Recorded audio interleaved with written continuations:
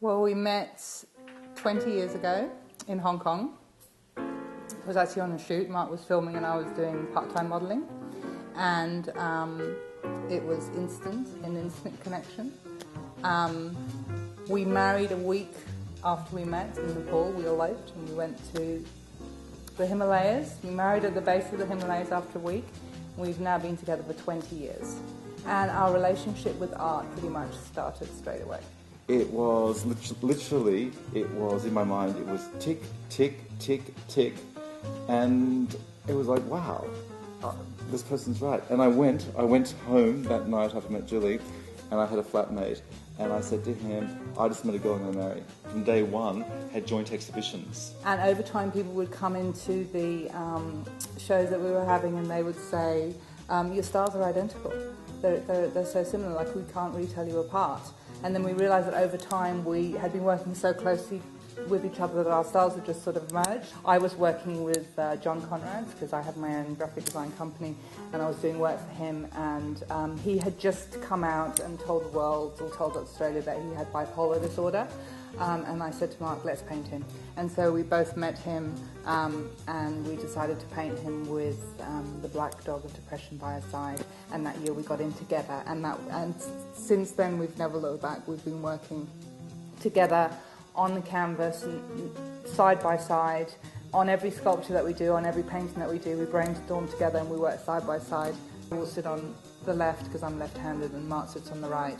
And then we do sort of cross. Yeah, we do cross, but we start, that's how we start. So that's the first step. The first step is the idea, and that's the most important step of the whole process. And then we draw it up on the canvas, and that takes, again, a very, very long time. A lot of also then standing back and both critically looking at it as we're going and saying, is this working? Where's Getting the improved? kids in. We get the kids in. The kids have been very, very involved with us. Yeah.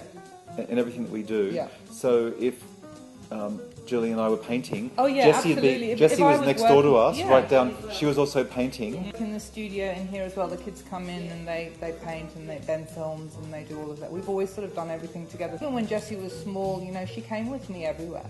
I just took her with me everywhere and she just fitted in. She was just easy. I mean, you're saying, do we argue and things like that? I would say no, we don't. It's just easy. Yeah, it's just very easy. It's fun. It's nice, and at the end, when you have a painting that you're happy with, it's like a gift. We worked on all the illustrations together. We wrote it together, and then we designed. You know, I'm a graphic designer. We designed the entire book. Like Random House did nothing. We presented them with exactly this, exactly the size that we wanted. A finished book. This one did the best. But I think the reason is because it was a little bit controversial, obviously, because it was talking about death, but I think it was for adults and for children. It came about because Marc was doing work for Peter Brock.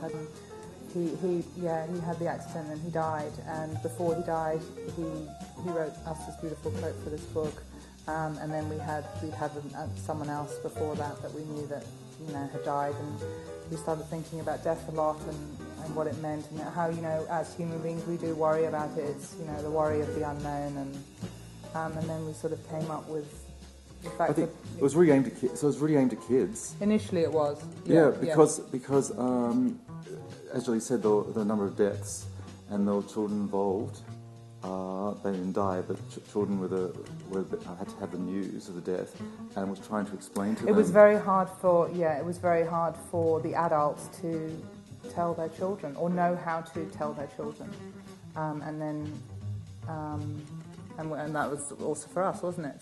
And so when that happened, we were like, okay, well, maybe we'll put a book out there that just sort of explains it, just in a nice way.